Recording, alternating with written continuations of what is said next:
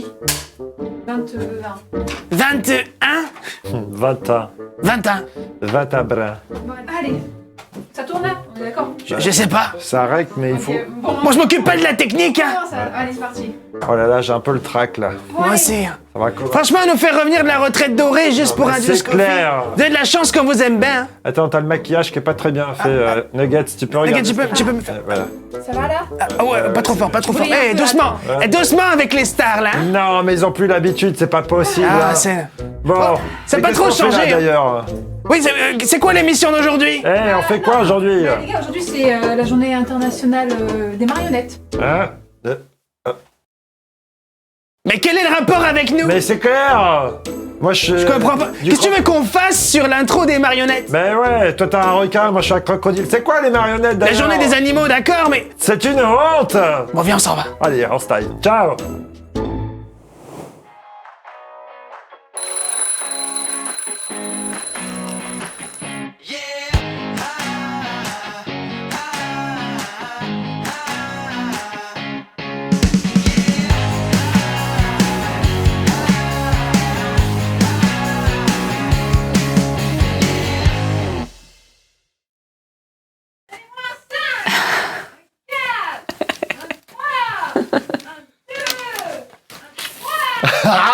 Je savais qu'elle Ça allait y faire est. un truc comme ça. Ah, c'était au dernier moment. Elle fait toujours pareil. Ça fait plus rire, Colline. Bon, 3, 2, 1. Jesus Coffee, bon matin. Bon lundi matin, on est bien ensemble. Oui, on est bien. On est le 21 mars. 21. Et du coup, si on est le 21 mars, ça veut dire qu'aujourd'hui, nous passons de l'hiver. C'est déjà le printemps. Bah oui. C'est la journée du printemps. oui. C'est le printemps, on est bien. Ça fleurit. C'est une nouvelle saison. Pour Oh toi là dans là. ta vie, pour nous aussi. Pour toi public. J'espère que tu vas bien. C'est vrai, c'est le printemps. Et oui, c'est le printemps. Ça y Oh est, là bientôt on va là. changer l'heure. Allez, On va on- rester tard le soir, voilà. barbecue, machin, là, là. C'est ça la vie. Oh là là, on va pouvoir planter les légumes bientôt. Oui, c'est ça. Ouais, il faut que je prépare le terrain. Tiens. Ouais, moi non. Qui prépare le terrain pour les légumes? Dites-nous un petit peu. Voilà. Oh là là, ça fait du bien de se retrouver. Ça faisait du bien de retrouver aussi Sharky et Statch là Oui. qui passe. Là, c'est le printemps. Voilà. J'espère qu'on va les revoir bientôt. Nouvelle saison. J'espère une nouvelle saison, exactement. Peut-être. Et un nouveau livre pour ce matin. Voilà, Et donc le nouveau livre, c'est Naoum. Naoum. Puisqu'on reste encore dans les prophètes, il Dans en les reste encore quelques-uns. Ah, il donc en on va reste juste un finir petit peu. de les étudier. J'ai pas mis le chronomètre, je Pendant mets le quelques chronomètre. On est, ah, on est parti. Hop là. Donc Naoum, est-ce alors moi j'ai une question à vous poser. Par exemple, moi celui-là de livre, c'est pas celui que je lis le plus. Je l'ai lu. Je l'ai relu du coup là, voilà. Mais voilà, donc est-ce que vous l'avez déjà lu? Est-ce Moi, je le lis à peu près chaque année. Hein. Oui voilà, Je fais un tour, mais voilà. quand tu passes Mais Naoum, on passe son vite. tour. Mais, On passe ben, voilà, on s'attarde pas, on l'étudie pas, ou très peu. 3 chapitres. Voilà, ça se lit très 3 chapitres. Est-ce que vous le lisez? Ah bah, j'espère bien. Non, mais Dites-nous. est-ce que vous l'avez déjà lu? Est-ce que ça vous a déjà interrogé? Est-ce que vous êtes posé des questions sur ce livre et sur qui est Naoum en fait? En tout cas, c'est très court. Ouais. Mais on peut passer là-dessus. Comme on passe sur une tartine de beurre, Oui. comme ça, c'est passé. Mais non, on va s'y arrêter, on va aller chercher. Parce que Naoum, c'est vrai que c'est pas, il y a pas un, je serai pour toi une porte d'espérance Non. et tu regarderas et tes fils et tes enfants prophétiseront, tout ça. Non, c'est que destruction, Destruction. et destruction. Voilà. Exactement. Mais nous, on va rechercher. On va rechercher un petit peu quand même. Déjà par son nom. Ah, alors Naoum, qu'est-ce que ça veut Qu'est-ce dire que ça veut dire Naoum? On le retrouve dans quelle ville? Capernaum. Capernaum. Ville de la Consolation. Naoum, Voilà. ça veut dire la consolation. La consolation. Je crois qu'on a Celui toujours qui besoin. console. Mais alors c'est fou parce que comment parler de consolation alors qu'on va parler de destruction? Bah alors lui, il ne fait qu'une chose. Enfin, oui, il annonce la destruction de Ninive. Oui. Souvenez-vous, on a étudié Jonas, qui lui annonçait l'inverse. Je pense que Jonas aurait bien aimé être Naoum du coup. Oui, oui, oui. Ça aurait dû tiens. Il se serait dit ouais, ça me va bien. Donc on n'est pas à la même époque. On n'est pas 100 ans après. je voilà, pense, on n'est ouais. pas à la même époque, donc on est d'accord qu'avec Jonas, Ninive s'est repenti. Oui. Derrière ça, voilà, mais leur état s'est empiré, on va dire. Et du coup, Dieu a dit bon ben là, stop, maintenant ça suffit, je mets un terme à votre existence. Ouais. Et il a prophétisé la destruction de Ninive qui s'est produite en moins 612. C'est ça, qui s'est produite juste un peu Voilà. après. Donc Naoum, c'est ce prophète qui arrive et qui un peu lance le décret contre Ninive. Oui. Donc c'est l'an 650, on va dire, moins 650. 656, ouais. On sait d'où il vient. Alors, ça reste très très flou. Alors, il y en a qui disent que oui, effectivement, il est de Capernaum parce que c'est la ville de Naoum, donc possible. Il y en a qui disent que alors ils viennent d'El-Kosh, ça vient de Al-Kash apparemment, donc ce serait vers Ninive, ce serait peut-être un exilé juif qui serait resté là-haut. Voilà, il y a plein de... Mais on ne sait pas vraiment d'où il On vient. ne sait pas vraiment. Voilà. En tout cas, on sait où il va. On sait où il va. Et en tout cas, il est Ce qu'il très très annonce. clair. Il est très très clair. Oui, et puis c'est très poétique dans son Tout à fait. style littéraire. Puisque en tout le cas. livre commence par un poème. Si vous prenez par exemple, allez, on donne des petites leçons aujourd'hui en même temps, ça sert, on le verra peut-être pas, mais si vous avez par exemple une Bible, certaines Bibles vont mettre un petit décalé, donc comme un petit alinéa d'un texte, et ça part sur le côté. Vous avez toute une marge là. Et ça veut dire que c'est un poème, par exemple. Et donc, le livre de Naoum commence, juste après Menace sur Ninive, livre de la vision de Naoum, l'El-Koshite, pam, l'Éternel, ça commence sur un poème. Ouais. Donc ça veut dire quand même que les prophètes, c'était pas des gens de la campagne. On a eu un paysan, mais c'était des gens instruits qui ouais. savaient écrire Tout à fait. et qui savaient même mettre... Pourquoi la poésie ? D'ailleurs, on peut se poser la question, pourquoi faire un poème alors qu'on prophétise ? Eh bien, c'est pour donner de la force. Qu'est-ce que c'est la poésie ? C'est donner des images, imager des sentiments.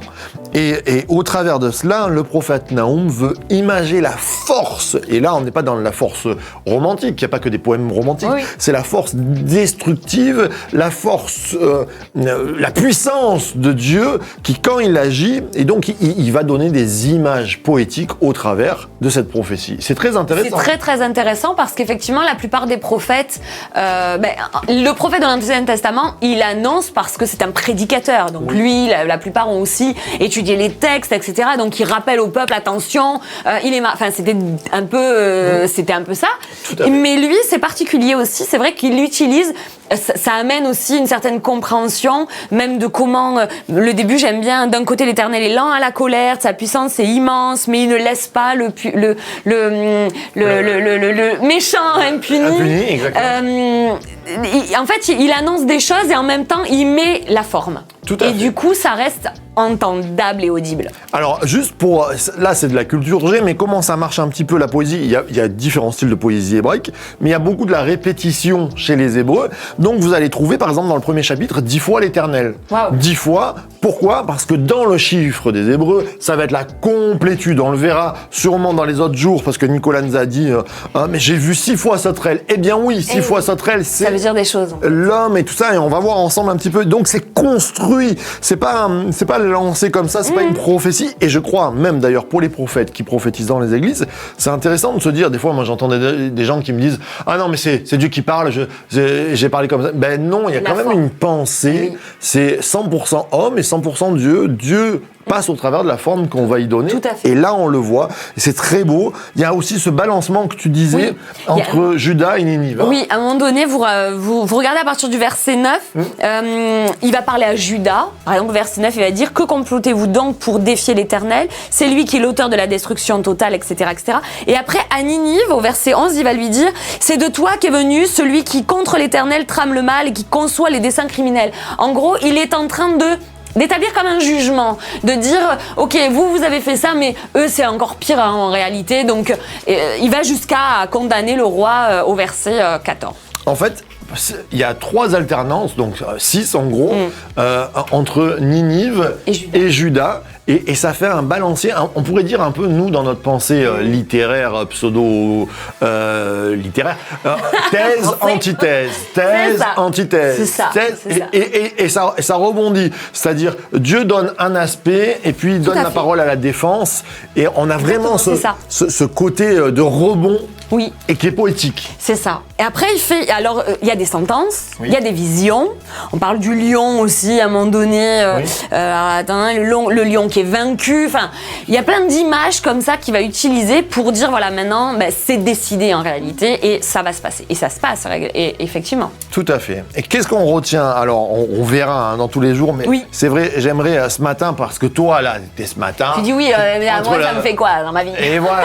Hein, et ça vient me parler de quoi? La poésie. Bon, déjà, se dire qu'on a un Dieu riche qui est beau et tout ça, qui est merveilleux, mais la consolation. J'aimerais revenir sur la consolation. C'est que, on le dit assez souvent en ce moment, Dieu gagne à la fin. Amen. Et Dieu prend soin de nous. Il Amen. te dit, ta vie, elle est précieuse, elle est dans ses mains. Il y a des méchants qui viennent t'attaquer, il y a Ouais. toutes ces choses-là.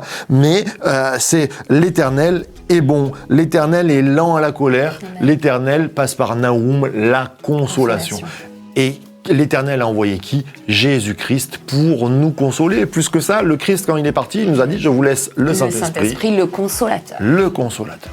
Et ce matin, peut-être que tu passes par des temps où tu as besoin de connecter. On n'a pas toujours besoin de formes littéraires et théologiques. On a besoin des fois de concret, là, direct. On a besoin de connecter. Eh bien, le Saint-Esprit, il est là pour ça.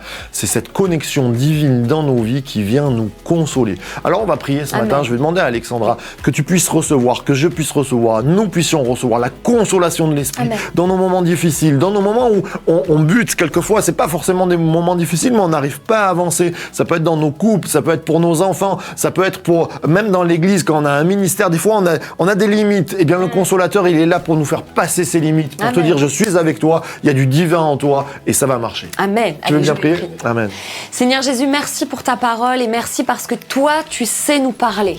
Seigneur Jésus, tu mets toujours la forme pour nous parler, pour nous avertir. Et merci Saint-Esprit parce que tu connais nos cœurs, parce que tu connais nos vies, parce que tu connais Amen. aussi la façon Amen. dont nous avons besoin d'être consolés. Seigneur mon roi, tu sais les thèmes, tu sais tout ce qui fait de la tristesse, tout ce qui produit de la rancune, de l'inconfort dans les cœurs, tout ce qui fait que les cœurs sont attristés et restent dans une espèce d'inconsolation. Je prie, Seigneur, que maintenant tu puisses agir. Saint-Esprit, je prie Amen. maintenant que tu puisses aller dans les cœurs et de Alléluia. trouver la façon de parler, d'agir et d'appuyer là où ça fait mal pour amener la vie, pour Amen. guérir, pour mettre un baume de paix, un baume de Oh, joie, alléluia. pour enlever les pleurs, Seigneur Jésus. Ce matin, Amen. on s'attend à toi. Saint-Esprit, tu es le consolateur. Tu es celui qui nous prend dans les bras. Tu es celui qui prend dans les bras chacun d'entre Jésus. nous et qui amène quelque chose de nouveau, qui nous dit, il y a un lendemain, il y a de l'espérance. Tu es avec nous.